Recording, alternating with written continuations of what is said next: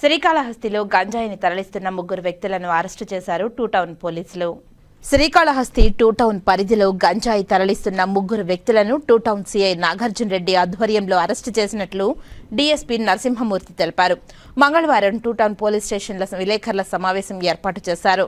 ఈ సందర్భంగా డీఎస్పీ నరసింహమూర్తి మాట్లాడుతూ టూ టౌన్ సీఐ నాగార్జున రెడ్డికి గంజాయి రవాణాకు సంబంధించి ముందస్తు సమాచారం మేరకు ఒరిస్సా నుండి తమిళనాడు రాష్ట్రం అంబత్తూరు ప్రాంతానికి చెందిన గంజాయి తరలిస్తున్న ముఠా సభ్యులను శ్రీకాళహస్తి టూ టౌన్ పరిధిలోని ఓ ప్రైవేటు హాస్పిటల్ సర్కిల్ వద్ద చెన్నై బస్సు కోసం ఎదురుచూస్తున్న అంబత్తూరుకు చెందిన మురళి, శ్యామ్రాజ్, సంజయ్ కుమార్లను అరెస్టు చేసి వారి వద్ద నుంచి సుమారు 13 కిలోల గంజాయిని స్వాధీనం చేసుకున్నట్లు వెల్లడించారు.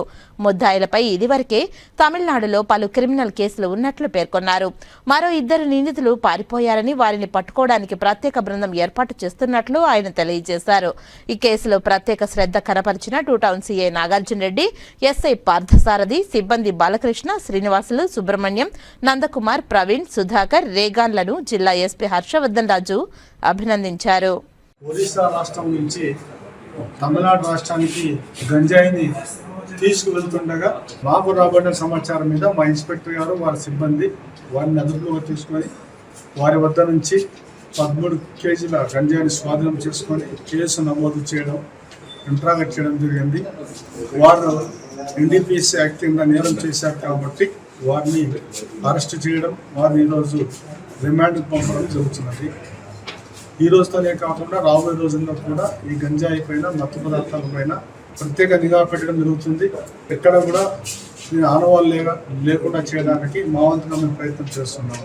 కాళహస్తిలో మీ అందరికీ తెలుసు, గతంలో మేము 25 మంది మీద కేసు పెట్టి దాదాపు 3 నెలల పాటు వాటిని రిమాండ్కి పంపడం జరిగింది.